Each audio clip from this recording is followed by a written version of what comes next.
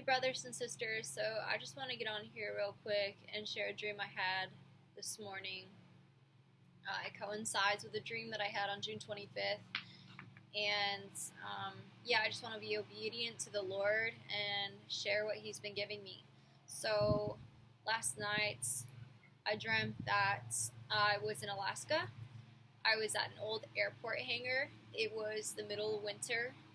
I was inside one of the hangars. So there was actually hangars on two sides, and they were each like a quarter mile long. And in between, there was this huge area field that the airplanes would traffic through, but it was just covered in snow. So anyway, I'm in one of the hangars, and I'm tying up this guy's boots.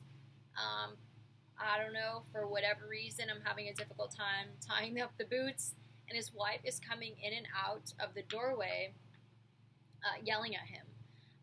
And I say to him, wow, you guys have some serious like marital problems going on. And he's like, yeah, it's been pretty stressful. And then I just feel prompted to share Jesus with him. So I start sharing Jesus with him. And I don't really recall how he responded. But finally, I get his boots all tied up. And I'm like, all right, let's get out of here. So I go over and I start packing up my pack. I had like an Osprey hiking pack. I start packing it up, and I'm ready to go. I step out the door, and I look down the way, and I see the vehicle that I'm supposed to be getting loaded into. It's like an old military-style vehicle. It's on. It's ready to go. But I look across the field, and there's tons of people playing soccer. And I'm like, all right, I'll just kind of go around the soccer game. So I make my way around the outskirts of the game that's going on, and they kick the soccer ball over my head. And I'm like, okay, well, I guess I'm the closest to the ball, so I'll run over and get it, and I'll kick it back to them. So I run over to the soccer ball, and I turn to kick it back towards all the players.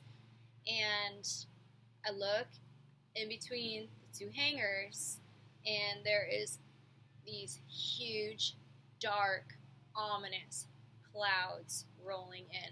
And they're not rolling in the air. They're rolling in on the ground, rolling in over themselves. And they have to be a couple 100 feet high. And they're just rolling in on top of themselves. And I just instantly panic.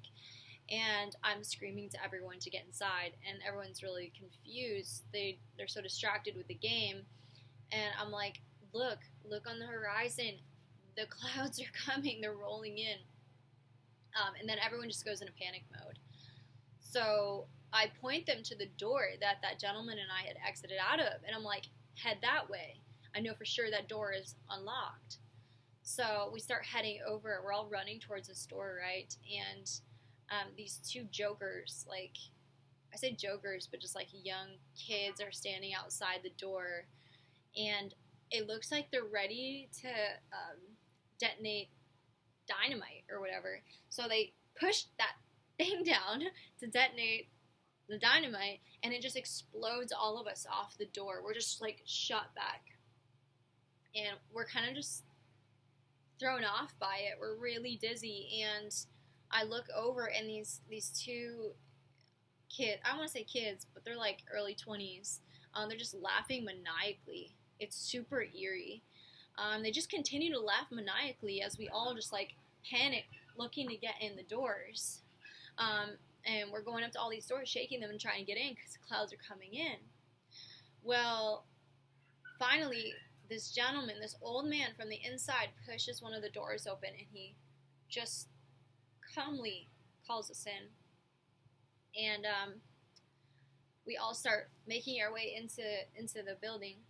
And like in my spirit, I'm just so troubled because I realize that all of these clouds are whipping up the snow, and there's probably people out there who are lost. And I'm looking around the hangar, and I finally see this light piercing through in the corner, and I realize there's a door in the corner where it's ajar. And I make my way, I like shimmy through, and I go out, and I'm just like calling out to whoever is out there to come in. And a couple people come through, and I just yelled to everyone inside, Brace yourselves. Brace yourselves. Brace yourselves. I'm screaming it on the top of my lungs because now the cloud is upon us. And you might be thinking, okay, well, is that really a rapture dream? But God is good because He knows me, and He already gave me a dream similar on June 25th. So on June 25th, I had probably one of the most emotionally charged dreams I've ever had in my life. Kind of the same thing. We're outside. It's a beautiful day. We're all kicking this football around. It's like we're punching it to each other. It's being really silly. And it feels like the whole day we were doing that. Felt like it went on forever. And then I look out on the horizon and I see rolling clouds again. Same thing, but they're not as dark. And they're rolling in. And I look over in my dream and I see my sister. And I just yelled at her because she's a believer as well. And I yelled at her, "He's coming. He's coming." I said, "Come here. He's coming." And then I look over and I see an ex-boyfriend of mine and he's frightened. And I yelled at him, "You don't have to be afraid. Come here." And we're all sitting. It's like we sit down in a triangle holding one another's hands, Indian style. And we're just like praying. We're just praying and praying. And I'm telling him, because I know he's not a believer, I'm telling him, give your life to the Lord, pray, give it to him now. And he's like, I'm trying to pray, but I can't.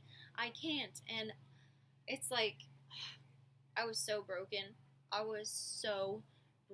Because now the wave is upon us. These waves of clouds are upon us. And it rushes through us like a cool mist. I can still feel how it felt. I can still feel the mist right now.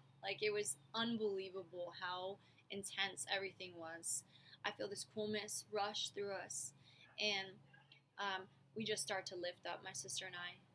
And I'm holding his hand, and I'm trying to pull him up with us, but he won't come. And I just started to cry out. Sorry, my dog. Stop it. I start to cry out, no. And his hand grows cold, and he's consumed by this mist. And it was like the Lord gave me every single emotion that an unbeliever would feel if they were left behind.